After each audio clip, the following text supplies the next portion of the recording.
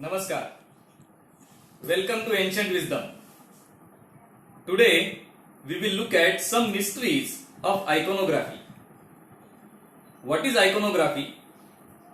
Is how to identify a sculpture.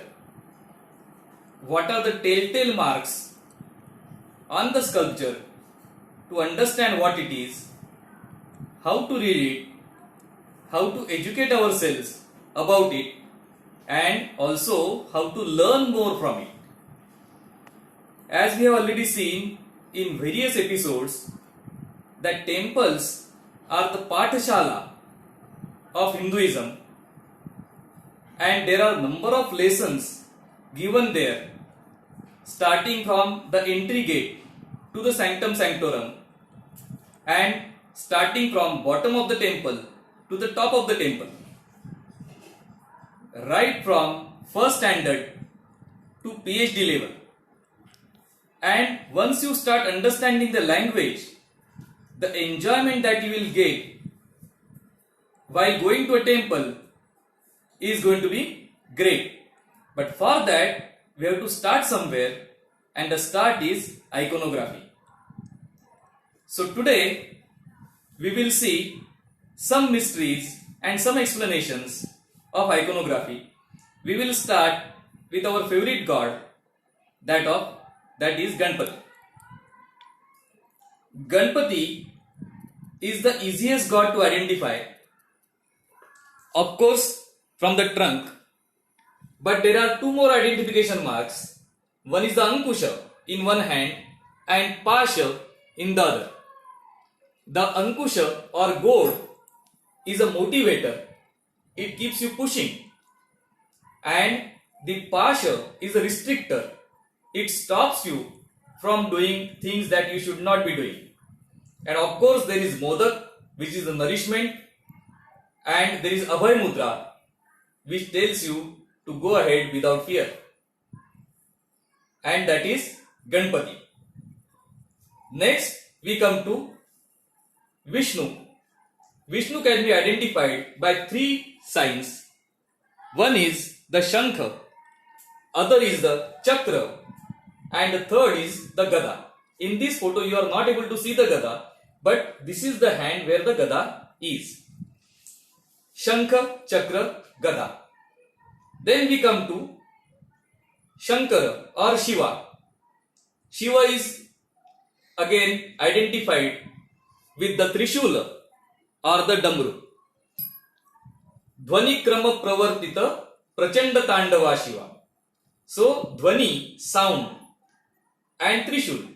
The sound is made by a Damru, and the Trishul is the favorite weapon of Shankara. So that is the way we can identify Shankara.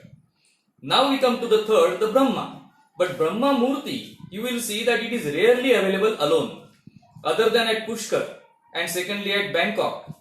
There is no single Brahma Murti or Murti of Brahma. So it always occurs as a trinity or Trimurti along with Vishnu and Mahesh. Here we will see the Brahma.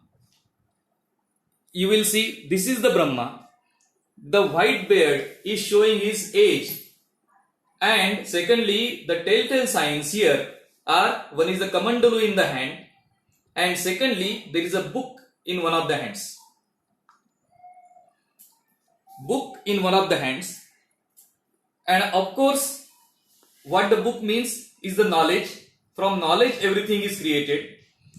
And now we'll come to the interesting part about the Kamandalu or water. Water, you will see, will be the common part in any temple that you go to. Water is called as Jivan, or water is called as life. And the life itself started in water. So every god will carry water in some symbolic form. Brahma carries water in Kamandalu. Vishnu sleeps on water or Shirasagar. And Shankara, as we know, lets the water flow. This also is highly symbolic. The water as a Jivan is contained in Brahma. On the water is ruled by Vishnu, and water is allowed to flow without obstacles by Shiva. So this is the way water is symbolized. And as we saw, now we know how to identify the Brahma Murti. Or do we? We'll see in the next one.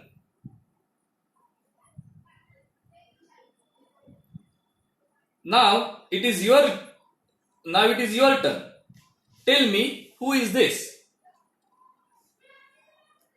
Looks very much like Brahma that we already saw. But then that only book is there, but there are two more instruments in his hand. One is a long rope which has been folded multiple times, and other is the measuring rod. And this is the Murti of Vishwakarma, the celestial carpenter, sculptor, engineer or architect.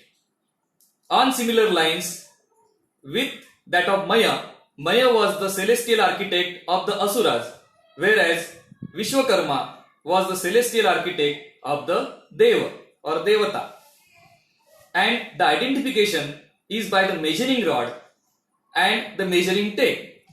This is the way the Murti of Vishwakarma is identified. Many a times a Vishwakarma Murti is mistaken to be that of Brahma. And now we come to the very popular Murti, and that is of, you tell me, Trimurti. Almost all of you will say that this is Trimurti, Brahma, Vishnu and Mahesh. But interestingly, it need not be so. In fact, this is the Murti from Elephanta. And even today, there are discussions going on whether it is Trimurti in terms of Brahma, Vishnu and Mahesh. Because this also can be Sadashiv Murti, the three forms of Shankara or Shiva. The three forms are Rudra, Maheshwara and Sadashiva, the god of destruction, delusion and liberation. And as the rest of the body is not available in the sculpture, the telltale signs are not there. So even today the debate is on whether this is Trimurti in terms of Brahma, Vishnu, Mahesh, or it is Trimurti as Rudra, Maheshwara, Sadashiva. And if you want to see the Sadashiva Murti, you can go to Pateshwar Mahadev temple or Ellora temples, and you will also see the difference between a Brahma, Vishnu, Mahesh and a Sadashiva Murti. Now we come to the next one, which is this Murti. Now all of you would feel that this is again a Brahma Murti. No, this is a Murti of Vishwakarma. What you see in this hand is an instrument in civil engineering. What you see in this hand is the measuring rod, and there is one kamandalu, and the middle finger is held below that kamandalu as if it is holding something back. Here, what is that kamandalu doing is it is the spirit level, or it tells you the level at which you are in terms of verticality. These instruments are even used today, and in Marathi it is called as Olamba. So this is the Murti of Vishwakarma, and it is not a three-faced Murti. It is one Vishwakarma and two assistants, and it is a Murti of a team, or a Murti of a team of Vishwakarma who is working with 4 instruments and 2 assistants.